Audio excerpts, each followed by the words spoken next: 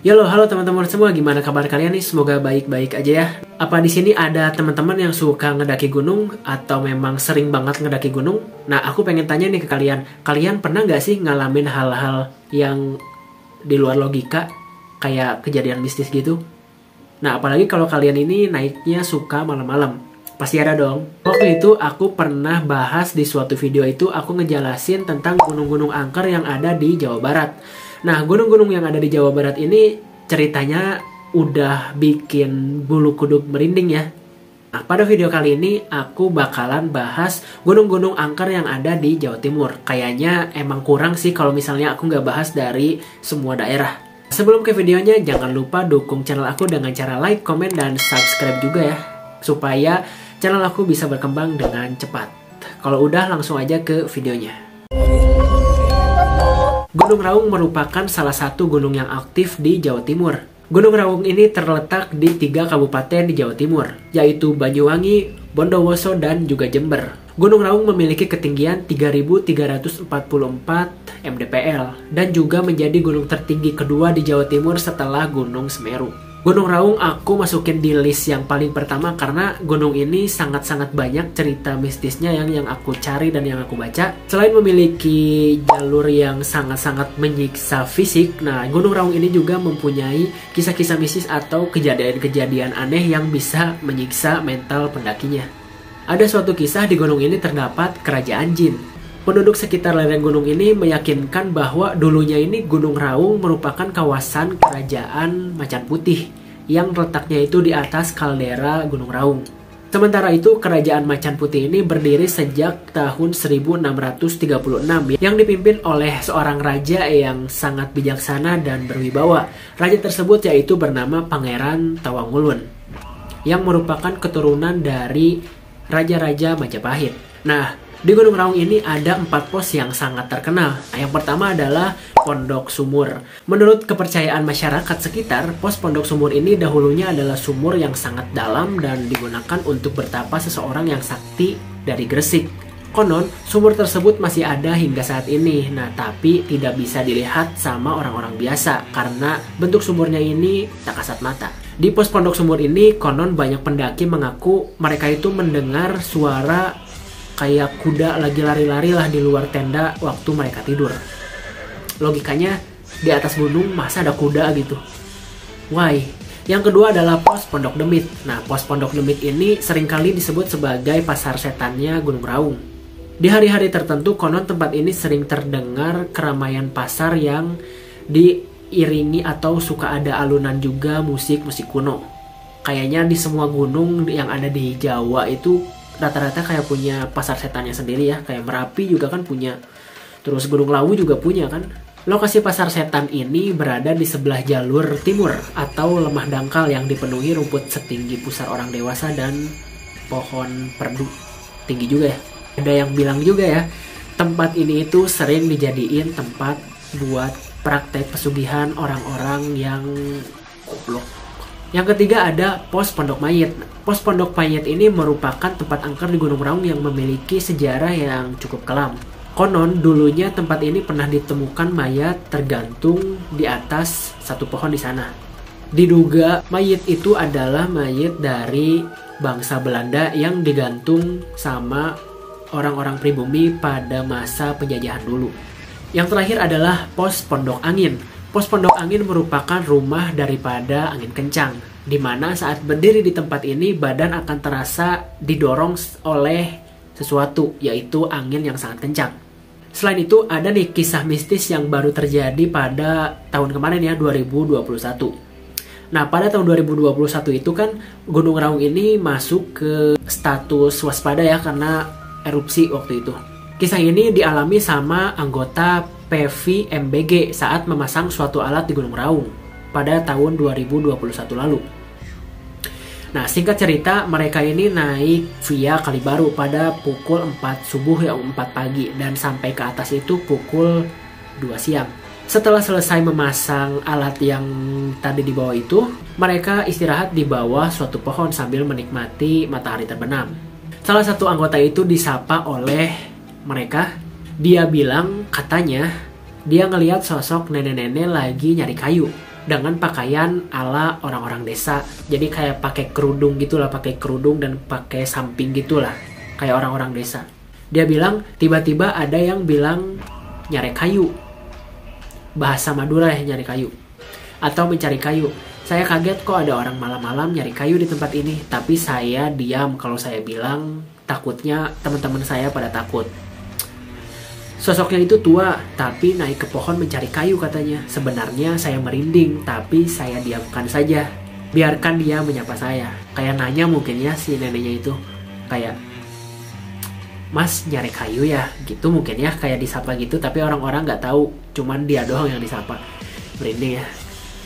Jadi menurut kalian gimana nih buat para pendaki? Apakah kalian udah pernah naik ke Gunung Raung ini dan punya kisah sendiri? Tolong coba komen di bawah ya, ceritain pengalaman apa yang udah kalian alami di sini. Gunung Semeru merupakan salah satu gunung berapi kerucut di Indonesia. Secara administratif, Gunung Semeru berada di 2 kabupaten, yaitu Kabupaten Malang dan juga Kabupaten Lumajang, Provinsi Jawa Timur.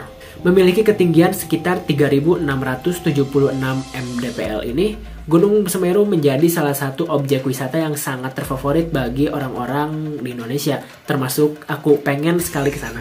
Selain mempunyai pemandangan yang sangat-sangat indah, Gunung Semeru ini sangat-sangat kental sama cerita mistis yang menyelimuti Gunung Semeru ini. Aku bakalan kasih tahu ke kalian beberapa hal mistis yang ada di Gunung Semeru ini. Yang pertama adalah tempat tinggal para dewa. Konon, Gunung Semeru merupakan tempat tinggal dari Dewa Brahma dan Dewa Wisnu. Kedua dewa tersebut membawa Gunung Semeru dari Gunung Meru di India. Gunung Semeru dibawa oleh Dewa Brahma dan Dewa Wisnu untuk dijadikan sebagai pasak bumi.